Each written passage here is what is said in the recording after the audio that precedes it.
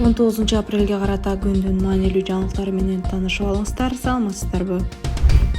Ички иштер министрлиги 18 апрелде ички иштер министри Улан Ниязбековду сынга алып, аны отставкага кетирүү керектигин айткан депутат Айгүл Айдаровага жооп берди. Мекемеде Ниязбеков жетекчилик кызматка дайындалгандан бери министрлик жана анын бөлүмдөрү тарабынан алгылыктуу иштер жасалып, укук тартибин сактоого, кылмыштуулук менен күрөшүүгө багытталган бир катар иш-чаралар өткөрүлгөнүн билдиришти. Жогорку кеңештин депутаты мурдагы тергөөчү Айгүл Айдарова ИИМдин жетекчилигин жана укук тартибин тиешелүү деңгээлде камсыз кылуу, эмгек шарттарын жана мамлекеттик кызмат көрсөтүүнүн сапатын жакшыртуу боюнча көрүлүп жаткан чараларды коомчулукка терс мүнөздөө көрсөтүү үчүн колдон келишинче аракет кылып жатканы байкалууда. Буга байланыштуу депутат айымды негизсиз сындоодон алыс болуп, калыс позицияны карманууга чакырабыз деп айтылат алардын билдирүүсүндө.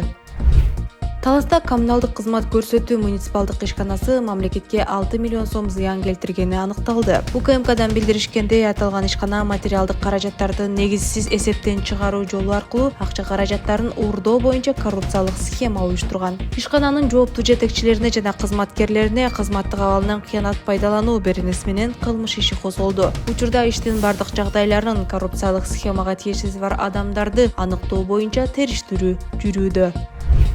Тышкы иштер министрлиги Курч-Кырдаалга байланыштуу кыргызстандыктарды жакынкы чыгыш өлкөлөрүнө барбай турууга чакырды. Аны менен катар Израиль, Иран, Сирия, Ирак, Ливан жана Палестинанын аймактарында жүргөн жарандарга кырдаал турукташканга чейин коопсуздук чараларын күчөтүү зарыл экенин белгилейт.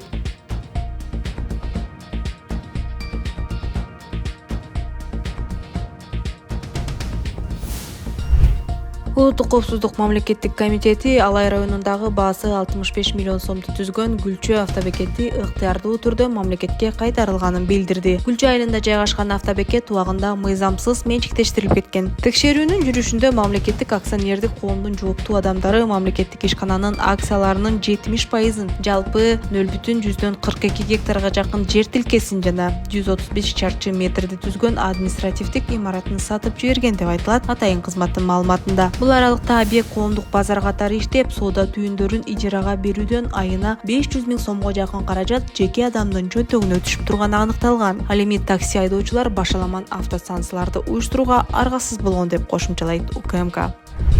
Саламаттык сактоо министри адам органдарын сатууга шектелген көмүскө канал тууралуу комментарий берди. Алымкадыр Бишеналиевдин айтымында, Кыргызстанда мыйзам боюнча бейтаптын туугандары гана донор боло алат. Кыргызстанда кимдир бирөө өз каалоосу менен донор болушу мүмкүн эмес. Саламаттык сактоо министрлиги менен укук коргоо органдарынын адистеринен түзүлгөн команда донор менен бейтаптын туугандык байланышын текшерет, деди министр. Аны менен катар жарандар чет өлкөлөргө чыгып кетип, ошол жакта орган алмаштыруу болгону тууралуу маалыматтар бар экенин, бирок Кыргызстанда операциялар мыйзамдын чегинде ишке аша турганын кошумчалады. 18 апрелде УКМК адам органдарын сатуу менен алектенген эл аралык кылмыштуу топтун ишине бөгөт коюлганын маалымдаган. Анда Кыргызстандын аймагында жалдоочулар донорлорду таап, аларды алдоо жолу менен ички органдарын трансплантациялоо үчүн берүүгө азгырышканы айтылган.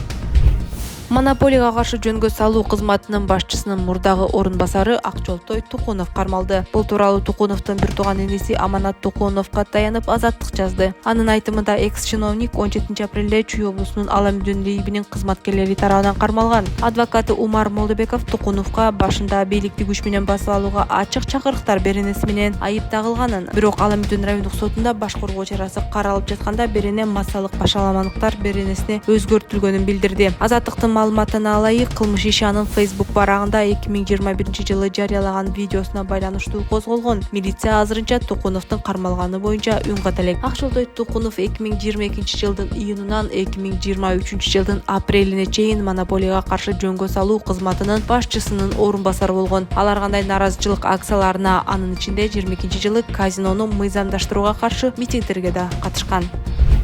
Жогорку сот Бишкектин борборунда митинг өткөрүүгө салынган тыюуну күчүндө калтырды. Бул тууралуу Азаттыкка адвокат Бактыбек Жумашев билдирди. Жогорку сот бул чечими менен буга чейин райондук жана шаардык сот чыгарган токтомдорду күчүндө калтырды. Соттун бул чечимдери толугу менен мыйзамсыз, ал биздин конституцияга, анын талаптарына жана тынч жыйындар жөнүндө мыйзамга да каршы келет деп билдирди адвокат. Кала борборунда митинг өткөрүүгө тыюу салынганына 2 жылдан ашты. Биринчи жолу митинг өткөрүүгө тыюу 2022 жылы Орусия элчилигинин алдында Украина Украинаны колдогон бир нече согушка каршы акциялар өткөндөн кийин салынган. Андан бери тыюу 3 ай сайын узартылып келет. Тыюу мамлекеттик жана муниципалдык расмий иш-чараларга жайылтылбайт. Андан башкасынын баары Горький атындагы скверде гана өтүшү керек. Каракөл шаарында 6 жашар кызга сексуалдык ырдык көрсөтүүгө шектелип 62 жаштагы киши кармалды. Жалал-Абад ОИБнин клубко 19 апрель күнү кылмышка шектүү алардын кошунасы экенин айтышты. Секелек кызды зордуктоо аракети болгонун милицияга 11 апрель күнү жабырлануучунун апасы кабарлаган. Териштирүүдө окуя 23-жылдын март айында болгону аныкталган. Ыплас аракеттер беренеси менен иш козголуп, шектүү камакка алынды. Тергөө уланууда. 6 жашар кыздын апасы турмушка маек куруп, кошунасы кызга 2 жолу ырдык көрсөткөнүн айткан. Алгач кызы тез даратканага барып жатканынан дарыгерге көрсөткөн. Алар зордуктоонун белгилери бар экенин ырасташкан. Октябрда эшик айылында ойноп жаткан кызымды таппай калдык. Издедик. Кошуна тараптан өңү бозоруп келатканын атасы көрүптүр. Сөзгө салганымда кошуна сарайга алып киргенин, ыйласа колго бутка чапкылап, шымын чечип, колу менен кармалаганын айтып берди деген аял. Анда кыздын тагдырын талкалап албайлы деп милицияга арыз жазбай коюшканын айткан. Кийин ушундай эле окуя 31 мартта кайталанып отурат.